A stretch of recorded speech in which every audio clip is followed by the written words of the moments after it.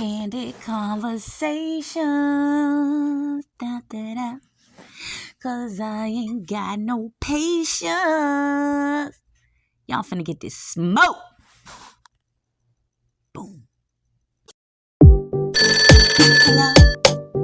First, tell me what you sipping on. Okay, now what? Damn, that's real. Tell them how you really feel. That looks that cute. Real shit for the build.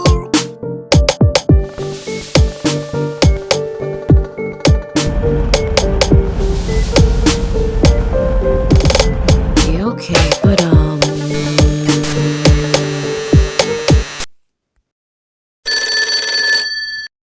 it's a podcast, so whatever.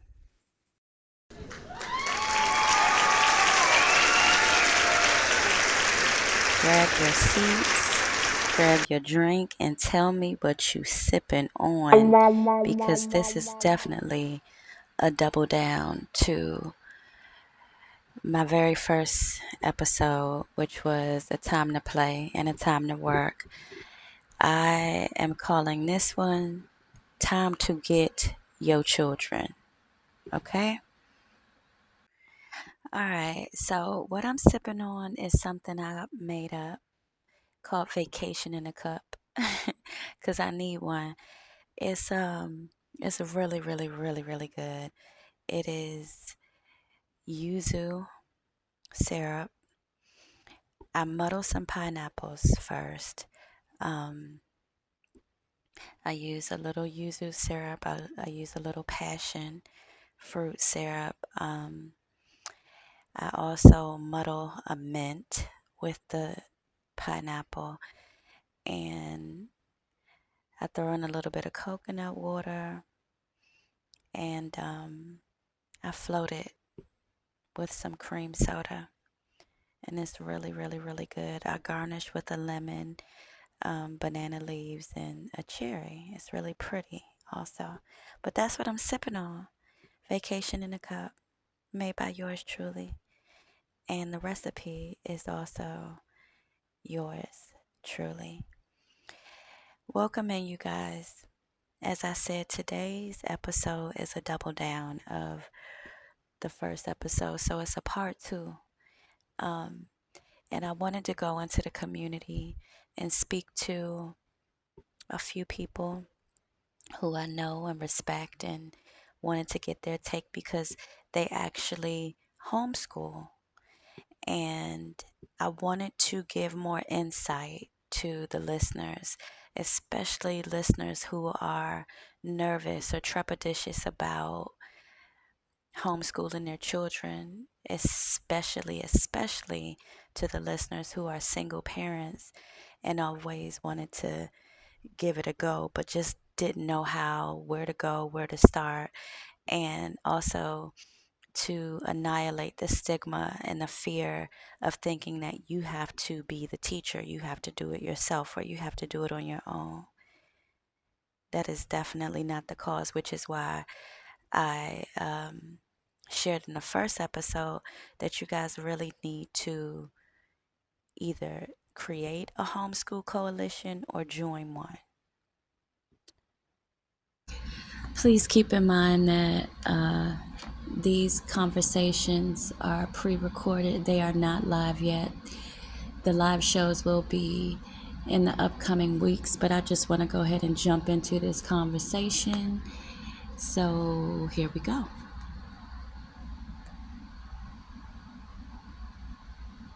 I want to speak to you, Miss Carolyn, about not only your organization, you being a master herbalist, The Natural Way 365, your products that you make. I want to know how you got into everything and how that transitions into, I guess, the back to basics homeschool co-op that you all have. And you could just take it from there. You could tell me, you could start anywhere along those lines. All right. Well, I founded the Natural Way 365 product line back in 2017. I actually started making products out of a necessity back in 2014. Because my daughters had a whole bunch bunch of hair. I got laid off my job. I was pregnant. My husband got laid off because I was on bed rest, so he had to take care of me. So I started making these products at home and just using them on my girls. And then my mom started using some of the hair products, and she did some to some family, and it just went on. Everybody's hair is growing and flowing and looking luscious. Yeah. You need to send me some, okay? I need the link so I can purchase some, because I cut my hair off so much, but I want to grow it back, I think. I don't know. We'll figure that part out, but that's a beautiful thing. And that was my very first product I made. That was like my very first thing into like herbalism, just out of the need because I couldn't afford the mixed chick products and the curtain daughters and all those products that was out at that time. Absolutely. Okay.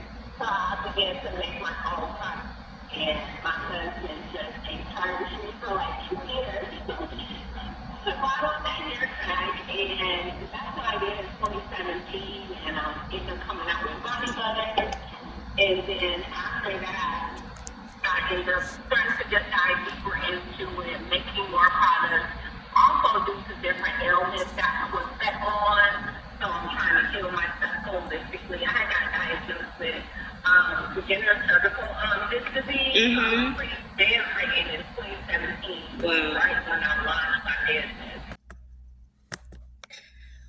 I want to know your views, Carolyn, on homeschooling, because as I spoke to you, that's one of my passions in terms of us as a society and a community in getting our children out of these traditional schools. Traditional schooling is just like traditional medicines to me. They don't work. It's a money grab. Everything about it is orchestrated to marginalize and keep specifically Black people in a box, in the whole redlining, if you will. So I wanted to know your views on homeschooling and what your organization contributes to the Back to Basic homestead operation. Okay. All right. Well, I have 4 children and 3 grandchildren. All right. Well, I have 4 children and 3 grandchildren, and my youngest child is homeschooled. I've been homeschooling him now for about 3 years consistently, but on and off throughout.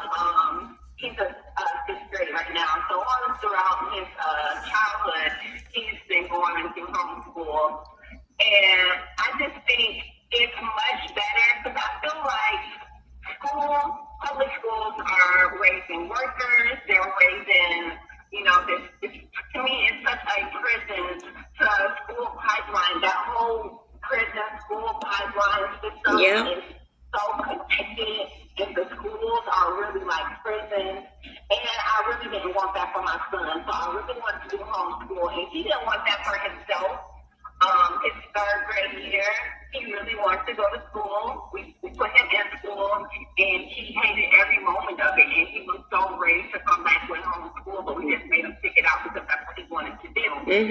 So I wanted him to have that experience, but I do have another daughter that is in school, and she's in a public school, and I just feel like for him, when you have those real intellectual, intelligent children, you can't put them in a box where they can't think freely and engineer and let their mind, move to create and build and make things. Absolutely. So we've been doing homeschool for a while.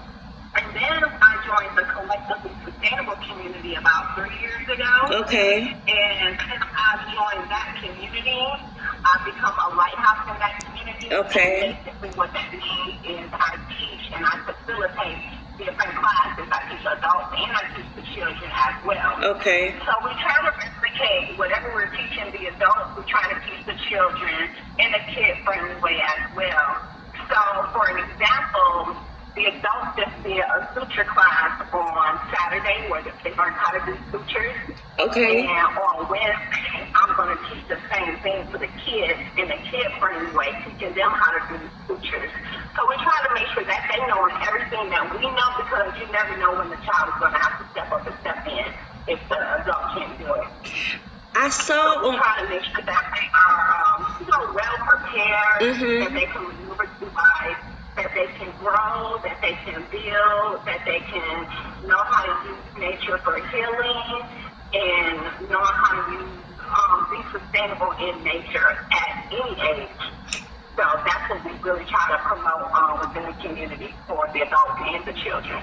yeah, because I saw on your page that you were on Valentine's Day, I believe you're holding a class for healing and how to heal with, I don't want to get it wrong. What are you doing on the 14th? You're doing something about first aid. That was a whole presentation. Every Wednesday we do what we call Each One Teach One, where we teach each member in the community that's a lighthouse. They can share a skill that they have, and they sharpens iron, teach it to the community members so they'll know. So I went over herbal emergency preparedness kit, letting them know about things that's growing around native here in Georgia that they can utilize for different ailments or bug bites. And we just went over this presentation, and then a week later we did the same thing in person where they actually made the products and recipes we talked about online. So in herbal preparedness, is that where you teach about the sutures as well, or is that a different module or part of the program? I teach. We had a nurse come in and do the suture class. Okay. I have medical assistant experience as well, so that's how I'm able to teach it to the children as well. It kind of goes all into one. I kind of teach like sustainable art in a fun way. Okay. I want to say to you, first of all, I commend you, for wanting to do this and then doing it all, for just wanting to make your community better, your family better. It's very important to have the support, having your husband there, having your children, be acquiescent guinea pigs, if you will. A lot of children kind of rebel when their parents want to do little things, but it's always good when you have your tribe around you that trust you, believe in you, because that's only going to make you better. It really makes you find your superpowers, to me. And I don't want to go over our time, but I would love for you to, for the listeners, give your handles, any way to find you, any ways to get in touch with you that would be easy for them, that you could just say out your mouth real quick. All right, you can definitely find me on all social media platforms at The Natural Way 365, and if you click the link in my bio, you'll find me everywhere else. Awesome. Yes, you can shop online as well at The Natural Way 365. I really want to just thank you for your time and for speaking with me, and just getting this good game out, because we have to turn the tides for ourselves. We can't just keep talking about things and not being active and just going into the comment section and saying whatever you people say there. Like that's one of the reasons why I'm not a real big social media. Like I do what I do in real life, and everybody that I know, and everything that I've done and do, I do. So if it gets to social media, then it does. If it doesn't, I really don't give a damn, because I'm not here for that. And I'm like Erica, like I'm an analog girl in a digital world, and sometimes it's a rage against the machine thing.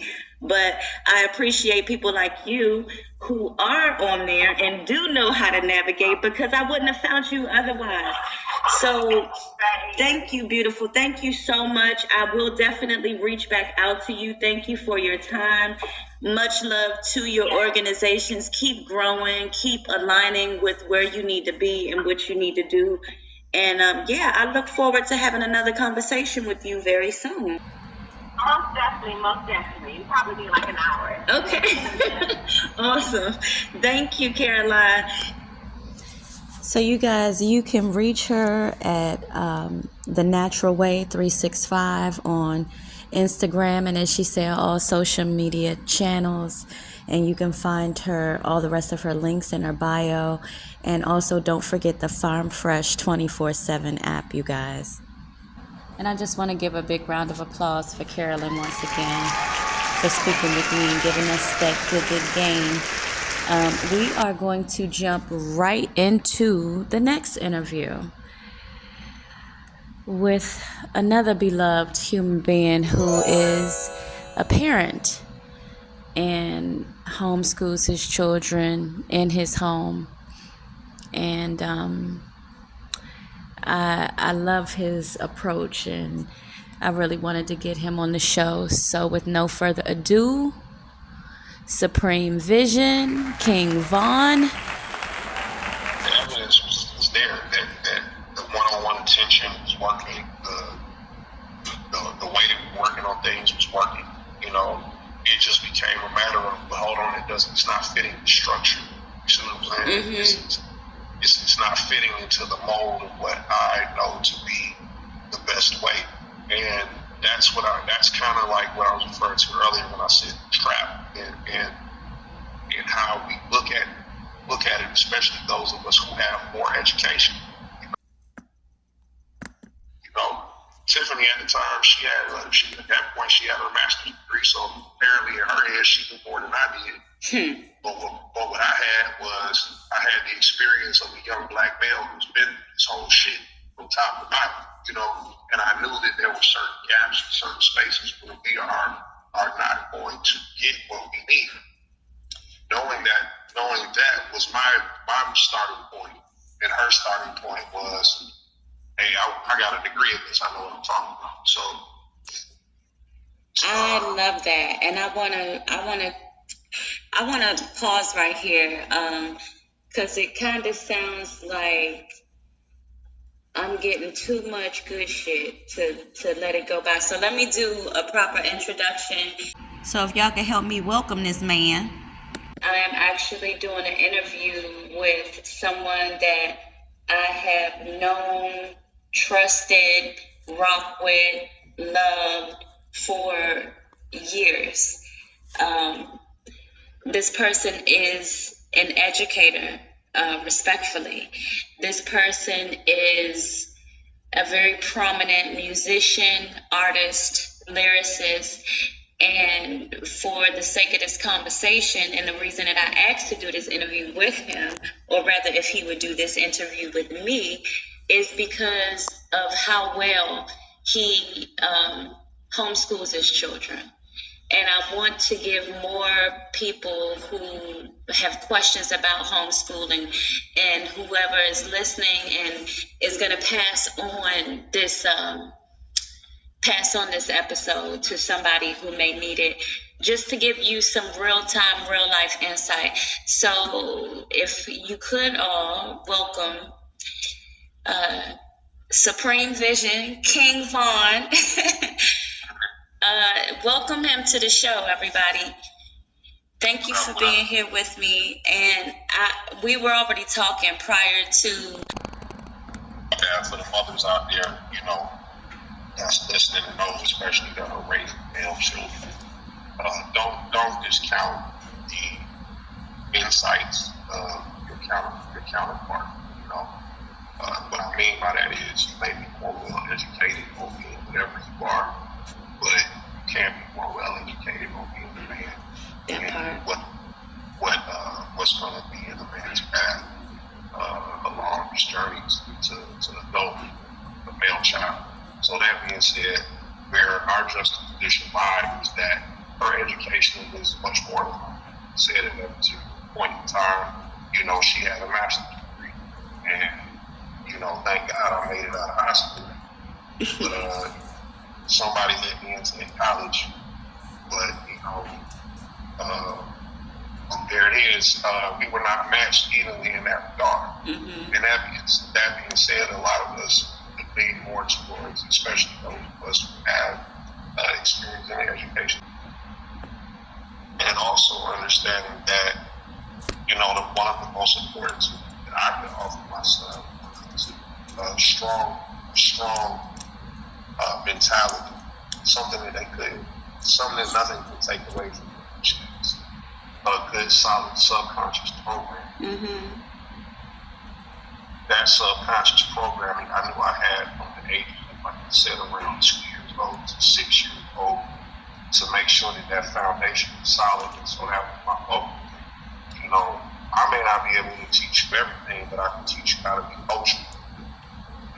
I may not be able to teach you everything, but I can teach you how to work hard. I may not be able to teach you everything, but I can give you a foundation that will help you find your own answers, find your own path. And those were the things that were important to me. What kind of tools am I going to equip you with to face the world? Well, not only that, you can relate more to what he's going to feel as just a man and going through the stages of boyhood, of childhood. And oh man, that's deep, and it's so important, because a lot of us, you know, once we get together and we start, you know, building a family, having children with each other, we lose sight of things that drew us to the person to begin with. And I'm certain that one of her favorite parts about you was and is your intellect. Okay? And not just your intellect, but how you think, you know, how you see the world. And being able to share that with your men need to be able to inject their experience as a man into their male children. They have to be able to do that.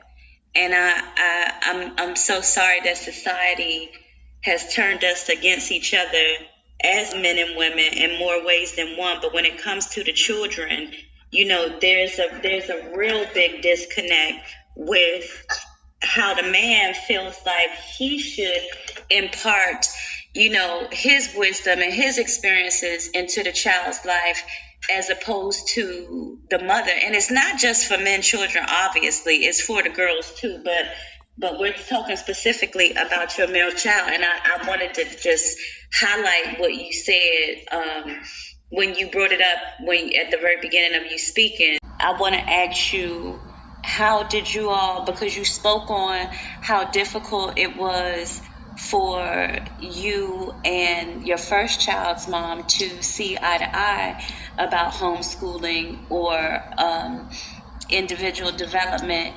And I would like to know how you and your wife got to homeschooling, how you all, the difference in you all sharing that same vision and being able to do it together. How did you get there? Who said we're homeschooling them? Whose idea was it? Was it both of you all's idea? How did that start? What was the precipice of that? Well, before we got on the mic and recording, I was speaking to how each child is an individual and needs a kind of catered approach, but also acknowledging that there are some fundamentals that are necessary, speaking specifically to that subconscious development, that subconscious programming that you have to the age of 6 years old to influence the way the child's subconscious programming is developing. So for me, that was like, okay, got another son, time to get to the program. So I started with the program. Same thing. The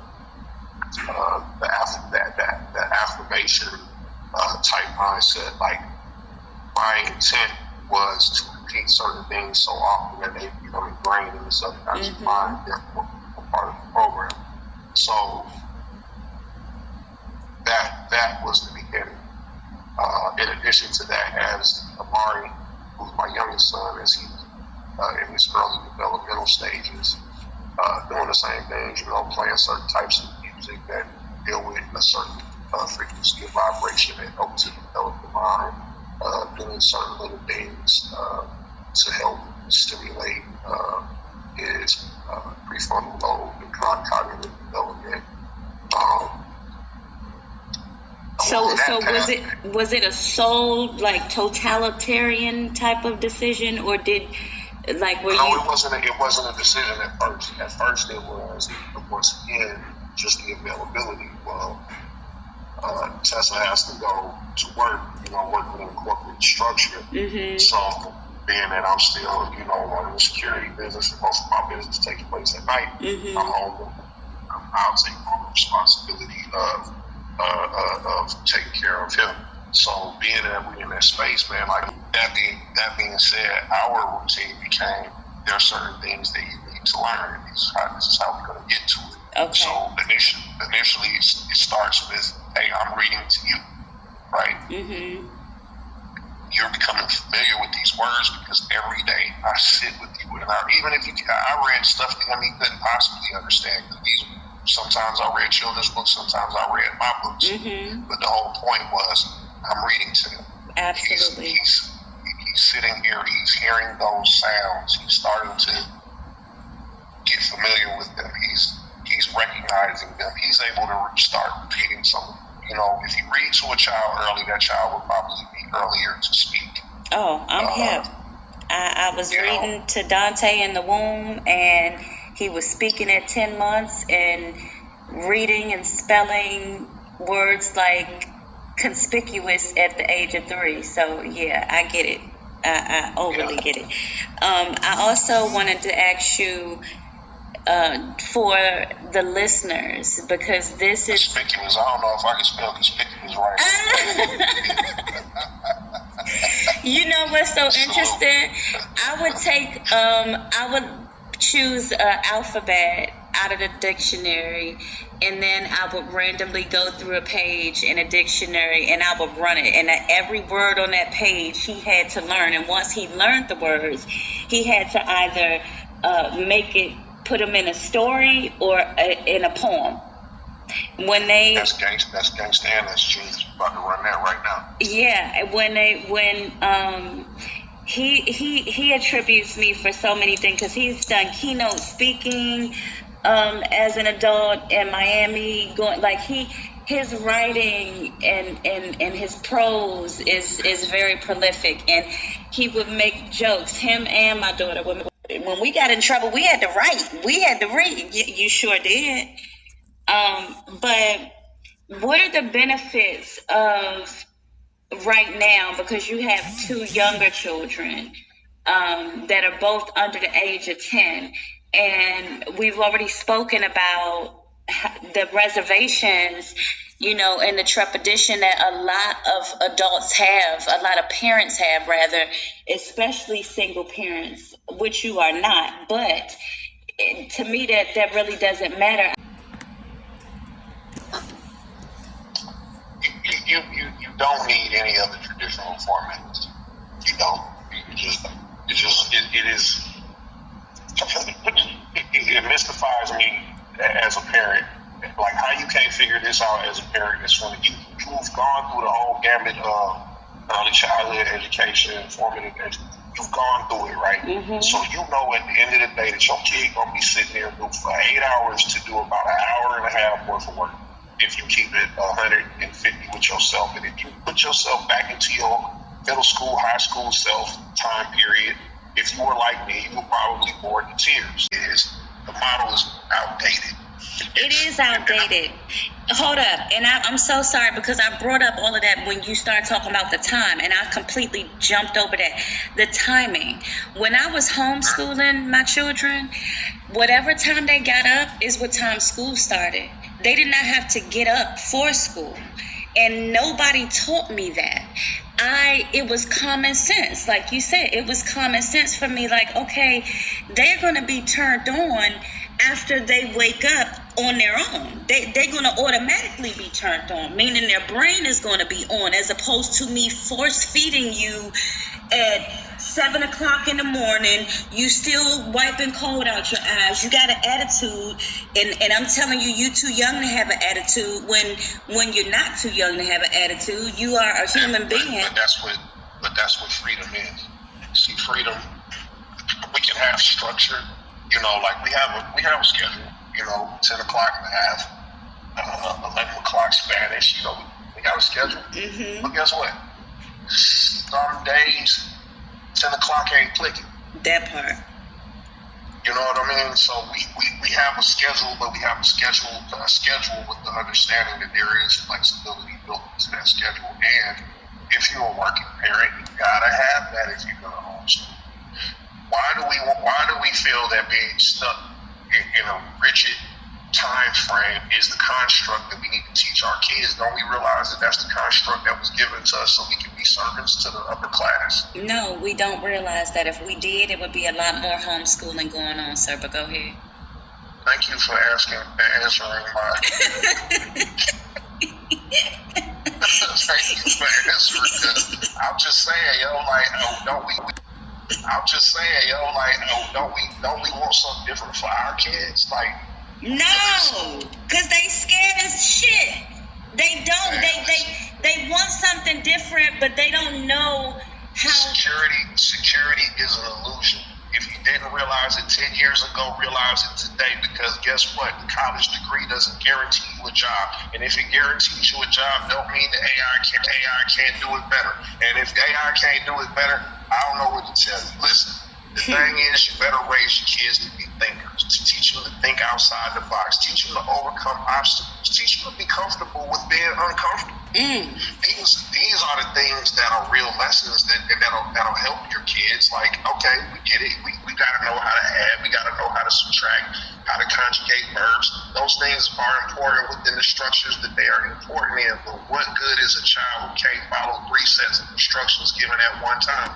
Go upstairs, go in the drawer, find the red socks, bring them back downstairs. If your kid can't follow 3 instructions in a row, they ain't ready for what's going on out here. Simple shit. It don't have to be something difficult. It gotta be something that's relatable. That's all I'm saying. That was so golden. Share your resources. Like he said, connect the dots. Create coalitions and task forces everywhere, because this shit is so real, and our children is their main commodity. I'm going to say this like Dr. Umar. Our children is their main commodity. Our children is their main commodity. We have to snatch our babies out of their schools. That is the point and the purpose for me having anything to do with a topic like this on my podcast. It's for the children. It's because of the children, and it's for the children. And we got to get them out of these schools, y'all. We have to. And I'm going to land it there. Thank you so much for your time, Vaughn. Vision. Thank you so much. This has been a beautiful, beautiful, beautiful collaboration of minds. And I'm so thankful that I even thought to speak to you, because this was necessary.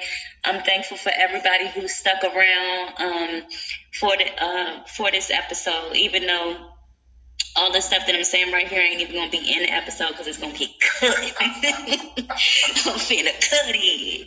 But, yeah, thank y'all. We appreciate you. Is there anything you want to plug? Anything you want to say before I hit?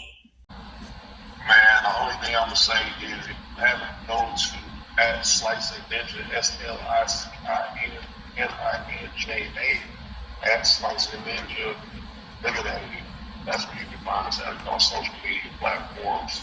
Outside of that, stuff on the blood I got right now, got our shows coming, we got music, of course, and you can follow us on the Vision X on any social platform. You'll be able to find out what I got to do.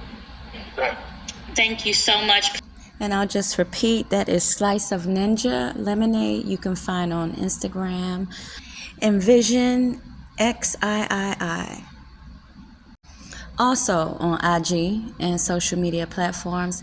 This is Echo, the host of this podcast with my fine ass. The podcast is Candid Conversations. Thank y'all and peace. Until next time.